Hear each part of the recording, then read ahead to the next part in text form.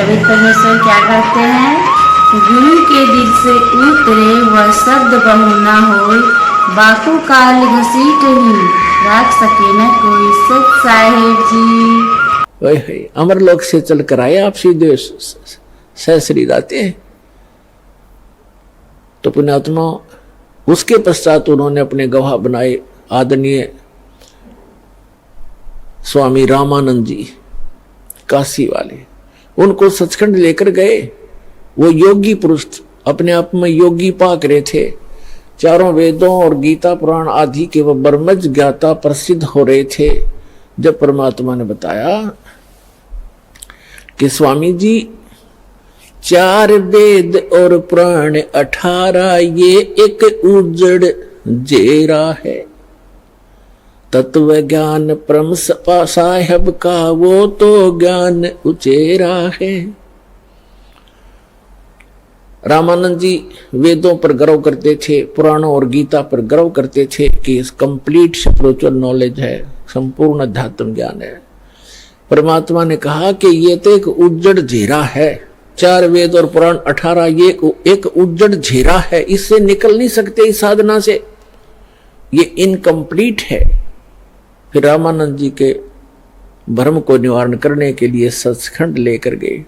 वहां देखा अपना वास्तविक स्थान और परमात्मा बैठे सिंहासन पर, राजा के समान, सिर पर मुकुट समेत छत्र और राजा की तरह अनंत कोट ब्रह्मांड के संचालक के सिंहासन पर विराजमान प्रभु को देखा उस 5 वर्ष के बालक के रूप में, और फिर अपना वास्तविक रूप बनाया, फिर बालक रूप धारण किया, फिर उस महापुरुष को वापस छोड़ दिया।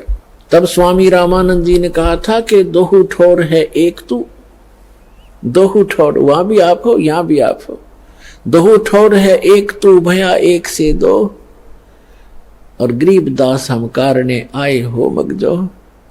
तुम साहेब तुम संत हो, तुम सतगुरु तुम हंस, गरीब दास आपके रूप बिना और न दूजा अंश। मैं भक्त, पहले तो विद्वान पाक रहे थे, मैं ऋषि को आवे थे स्वामी रामानंद पंडित जी।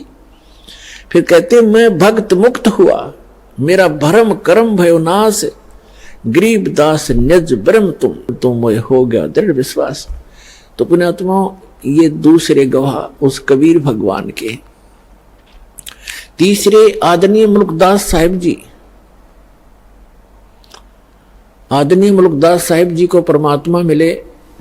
कहते 100 छल छिद्र मैं करूं अपने जन के काज, और अरण्यक सपू जो मार जो मैं नरसिंह धर लूं साज। एक समय परमेश्वर कबीर जी इस धरातल पर आए हुए थे। जैसे ये क्या करते हैं परमात्मा, कई प्रकार से लीला करते हैं। ये 3 सतिथि में रह करके अपने सभी ब्रह्मांडों को चलाते हैं, सब जीवों की संभाल करते हैं। एक सतिथि में ये सतलोक में रहते हैं अपने ओरिजिन, अपने ही अन्य रूप में, और दूसरी सतिथि में वो क्या करते हैं, प्रत्येक युग में एक बालक रूप धारण करके और किसी सरोवर में कमल के फूल के ऊपर आकर विराजमान होते हैं, जिस कारण से वो नारायण कहलाते हैं। नार माने जल, आयन माने उस पर आकर निवास करने वाला, इसलिए सत्यनारायण कहलाते हैं। सत्यनारायण माने अविनाशी परमात्मा। धीरे धीरे बड़े होते हैं, उनको निसंतान दंपति उठा ले जाते हैं। वहां लीला में तरीके से बालक की तरह बिल्कुल एक जनसाधारण की भूमिका करते हैं। कोई भ्रम में कहता है कि ये कोई कहीं मिला होगा, कोई डाल गया होगा, जैसे भी अटकलबाजी चलती रहती, चलती रहो, सच्चाई कुछ अन्य ही होती है।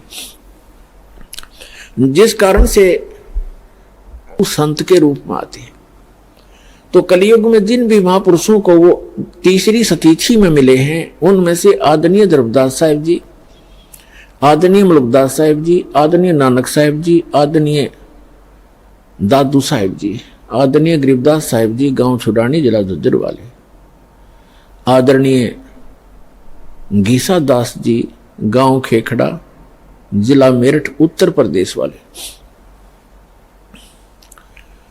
तो इन महापुरुषों को वो परमात्मा जिंदा महात्मा के रूप में मिले हैं।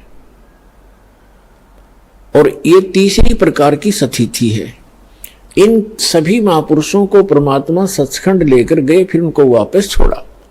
तो इन्होंने अब मुल्कदास जी को कैसे मिले?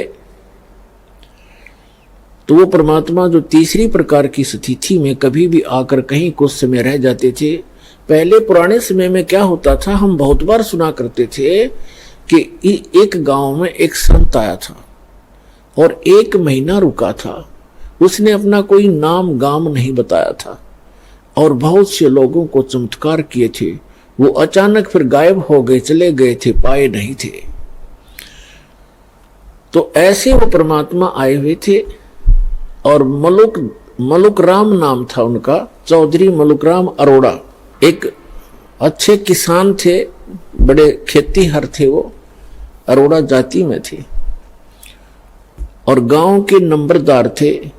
गांव में उनकी बहुत अच्छी खासी जो महिमा थी। परमात्मा के लिए विशेषकर गरीब व्यक्ति ही ज्यादा प्रयत्न किया करते हैं। और परमात्मा कहते हैं कि ऊंचे कुल में भक्ति ना होवे, नीचा ही कुल दीजे। और ऊंचे कुल में दुर्योधन रावण और नीचे कुल में गणका, और गणका भिलनी पार उतरगी, गर्व करियो ना धन का।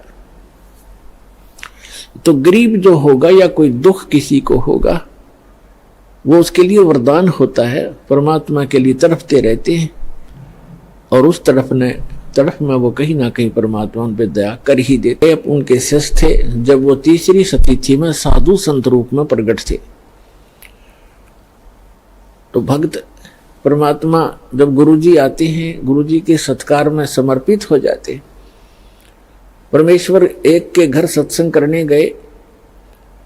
अगले दिन श्याम ने दूसरे ने प्रार्थना की, भगवान कल हमारे घर करना। सत्संग भी करते थे, वहाँ उनका भोजन पाते थे। तो सब ने चेष्टा हुई, सबके अंदर प्रेरणा बनी कि हमारे घर भी गुरु जी आए, हम भी सेवा करें अपने गुरुदेव की। ऐसे करते इस प्रकार परमात्मा ने पहले दिन एक के घर सत्संग किया, वहाँ भोजन प्राप्त किया। अगले दिन दूसरे तीसरे दिन तीसरे के। तो भक्त जब गुरुजी जाते हैं तो अच्छा भोजन बनाते हैं, अच्छा हलवा देसी घी का लगावें, वो डालें, उसके अंदर पानी महक जा पड़ोसियों तक।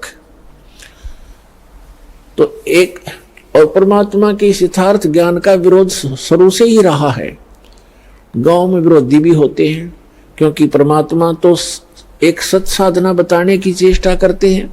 उस समय भ्रमित समाज वो साधनाएं कर रहा होता है जो उनको कोई सुख नहीं दे सकता। और परमात्मा चाहते हैं कि सभी मेरे बच्चे सत्साधना करें और मेरे पास पहुंच जाएं वापस, इनको फिर से वहां सुखी कर दूं।